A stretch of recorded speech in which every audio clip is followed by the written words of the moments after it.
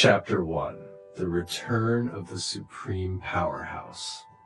The air in launching was crisp, filled with the scent of pine and the distant murmur of the river. Snowflakes drifted lazily down, painting the world in white. It was a peaceful winter afternoon, but in the heart of the dimension, a tremor of anticipation ran through the land. In the ancient mountains where old sages meditated, a time-space crack began to glow, pulsating with an otherworldly energy. From the fissure, a figure emerged, a tall, imposing man with eyes that seemed to hold the weight of countless lifetimes. His clothes were worn, and his face bore the marks of countless battles. This was the Supreme Powerhouse, a being of unparalleled strength who had traversed 3,000 years through time and space to return to Longshan. As he stepped forward, the ground beneath him seemed to hum in recognition. He surveyed the landscape, memories flooding back with each glance. "It's been too long," he murmured to himself. "Too long since I was home." In the tranquil village below, life continued as usual. Among the cobblestone streets and quaint wooden houses, a small flower shop stood out, vibrant even in the heart of winter. Inside, a young girl with big, bright eyes was arranging flowers in a basket. Her fingers were nimble, and she hummed a cheerful tune despite the cold that bit at her cheeks. "May, are you ready?" a voice called from the back room. "Almost, sis," May replied. She added a final sprig of baby's breath to the arrangement and admired her work. "Okay, now I'm ready." From the shadows, another girl emerged, identical to May in every way.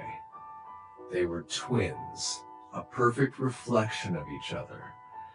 Lon and May, only 5 years old, had taken it upon themselves to help their family by selling flowers in the village square. Their mother, Anyang, worked tirelessly to keep the shop running, but it was tough without their father's presence. "Do you think Mama will be happy when she sees how much we've sold today?" Lon asked, her voice filled with hope. May nodded vigorously. "Of course. She always says we're her little helpers." The two girls bundled up in warm coats and hats, their small frames dwarfed by the layers. They each took a basket of flowers and headed out into the snow-covered streets. As they walked, their giggles filled the air, a sound that brought warmth to the hearts of everyone who heard it. Meanwhile, the Supreme Powerhouse made his way through the village, his eyes scanning for familiar faces. He reached out with his divine thoughts, seeking the presence of those he held dear. "Anyang, I'm back," he whispered into the ether. "Has our child been born?" As his mind connected with the flow of energy around him, he sensed two bright sparks nearby, two young lives that resonated with his own blood. His heart skipped a beat as he realized the truth. "They're here," he said, his voice thick with emotion. "My daughters. Our daughters." He followed the trail of their energy, moving swiftly yet silently through the village. As he turned a corner, he saw them. Two little girls standing in the square with baskets of flowers. They were identical, their faces glowing with joy as they chatted with passers-by. "Buy a flower, please," Lon called out to a couple admiring the snow. The couple turned around, taken aback by the sight of the adorable twins. The woman smiled and bent down to their level. "Aren't you cold, sweethearts?" she asked, her voice gentle. "No, sis, I'm not cold," May replied with a bright smile. "Buy a flower, please." The man chuckled and pulled out some coins. "How can we say no to such a cute face?" He handed the money to May and took a flower from her basket. "There you go."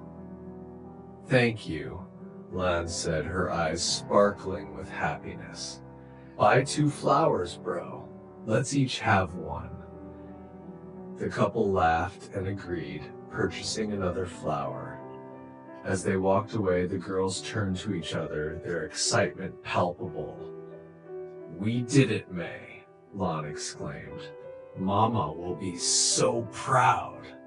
In that moment, the Supreme Powerhouse stepped forward, his heart aching with both joy and sorrow. He approached the girls slowly, not wanting to startle them. When they finally noticed him, their eyes widened in surprise. "Hello, little ones," he said softly, kneeling down to their level. "What are your names?" The girls looked at each other, then back at the stranger. There was something familiar about him, something that made them feel safe. "I'm Lan," one of them said, her voice shy. "And I'm May," the other added, her eyes studying his face. The man smiled, tears welling up in his eyes. "Lan and May, such beautiful names. Do you know who I am?" They shook their heads, curiosity replacing their initial shyness. "I am your father," he said, his voice trembling with emotion. "I have been gone for a long time, but I have come back to you." For a moment, there was silence. Then, as the words sank in, the girls' faces lit up with a mix of disbelief and joy. "Daddy? Daddy?" Her voice barely audible. "Yes, my little one," he replied, opening his arms. "Daddy is finally back." With cries of joy, the girls ran into his embrace, their small arms wrapping tightly around his neck. He held them close, his tears mingling with the snowflakes that fell around them. In that moment, the Supreme Powerhouse, who had faced countless battles and challenges without flinching, wept openly for the first time in 3,000 years. As they stood there, wrapped in each other's arms, Anyang appeared at the edge of the square. She had been searching for her daughters, worried when they didn't return on time. When she saw the man holding them, her heart skipped a beat. Could it be?" she whispered, her eyes filling with tears. The Supreme Powerhouse looked up, his gaze meeting hers. For a moment, time seemed to stand still. Then he gently released the girls and stood up, his steps sure and purposeful as he approached her. "Anyang," he said, his voice filled with a tenderness that belied his strength. "I have returned." Anyang's legs gave way, and she collapsed into his arms, sobbing uncontrollably. "I thought I'd lost you forever," she cried. How are you here?" He held her close, his hand gently stroking her hair. "It's a long story, my love, but I am here now, and I will never leave you again." The family stood together, reunited after years of separation. The villagers who had watched the scene unfold began to gather around, murmuring in awe and wonder. The Supreme Powerhouse had returned, and with him, a sense of hope and renewal. As the snow continued to fall, covering the world in a blanket of white, The Supreme Powerhouse looked around at the faces of those he had sworn to protect. He knew that challenges lay ahead, but for now, he allowed himself to bask in the warmth of his family's love. "Come," he said, his voice carrying the strength of 1,000 suns. "Let us go home." They walked together through the village, hand in hand, the Supreme Powerhouse leading the way. Behind them, the villagers whispered among themselves, their voices filled with excitement and hope. The return of the Supreme Powerhouse heralded a new era for Langshin, one where love and strength would guide their future. As they reached their home, a modest but cozy cottage nestled at the edge of the village, the girls ran inside, their laughter echoing through the walls. Anyang followed, her heart lighter than it had been in years. The Supreme Powerhouse paused at the threshold, taking in the sight of his family safe and happy. He closed his eyes for a moment, offering a silent prayer of gratitude. Then, with a deep breath, he stepped inside, ready to face whatever the future held. In the days that followed, the Supreme Powerhouse worked tirelessly to rebuild his life with his family. He spent hours training with his daughters, teaching them the skills and knowledge they would need to protect themselves and their home. Anyang watched with pride as their bond grew stronger, the love and respect between father and daughters evident in every interaction. The village of Langshin, once quiet and unassuming, began to buzz with new energy. The return of the Supreme Powerhouse brought hope and inspiration to everyone.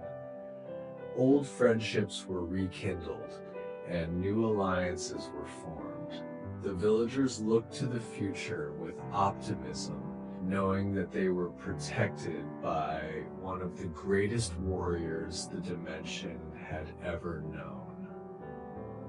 As winter turned to spring, the snow melted away to reveal a landscape bursting with life and color.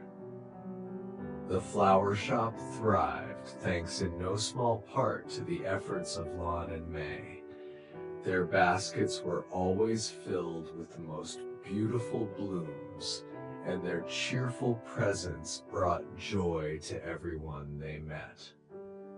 One evening, as the family gathered around the fireplace, Anyang looked at her husband, a question burning in her eyes. "Tell me," she said softly, "how did you come back? What happened during those 3,000 years?" The Supreme Powerhouse took her hand, his expression serious. "It's a tale filled with danger and adventure," he said. "But it's also a story of hope and determination. I faced many challenges, but I never forgot my promise to return to you." He began to recount his journey, his voice weaving a tapestry of events that spanned millennia. As he spoke, Anyang and the girls listened in rapt attention, their imaginations painting vivid pictures of the trials and triumphs he had experienced. And so the first chapter of their new life together began. The Supreme Powerhouse, once lost to time, had returned to his family. With love as their foundation and strength as their guide, they faced the future with unwavering resolve. The journey ahead would be filled with challenges, but they knew that together they could overcome anything. As the flames danced in the hearth, casting a warm glow over the room, the Supreme Powerhouse looked at his family and smiled.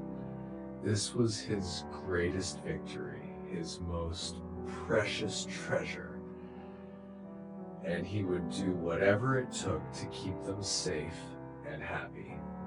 The story of the Supreme Powerhouse and his family was just beginning, and it promised to be a tale for the ages. Plot link. Echoes of the digital world.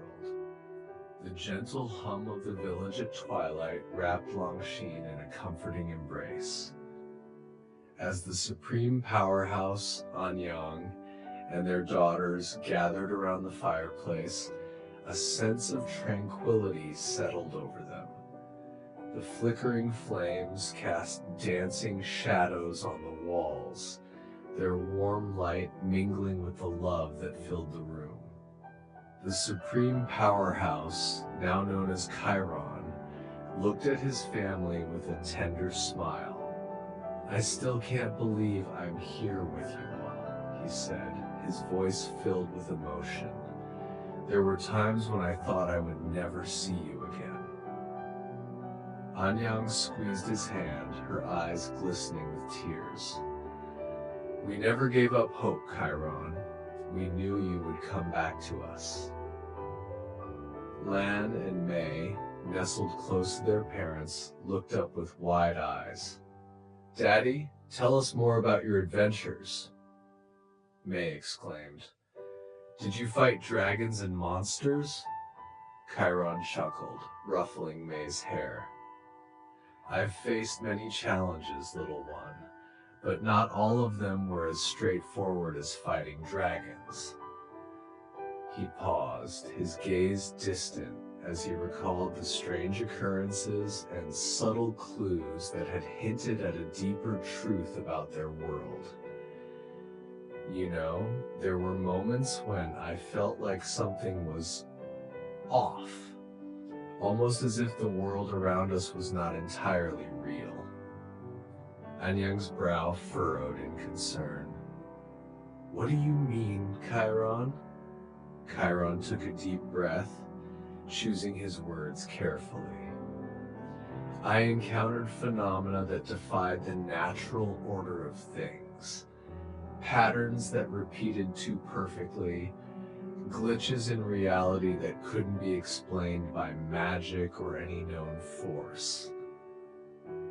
Lan's eyes sparkled with curiosity. "Like what, Daddy?" Chiron leaned back, his mind replaying the events that had raised his suspicions. "There was a forest I traveled through, where the trees would rearrange themselves when I wasn't looking. No matter how far I walked, I would end up back where I started. And then there were the stars. Sometimes they would blink out of existence for a moment, as if someone had turned off a light switch." Anyang's grip on his hand tightened. "Chiron, that sounds unsettling." He nodded. "It was. And the more I paid attention, the more I noticed these anomalies. It was as if our world was a vast, intricate creation, one that could be altered or manipulated by unseen forces." The room fell silent, the weight of Chiron's words sinking in. The girls exchanged puzzled glances, their young minds grappling with the idea.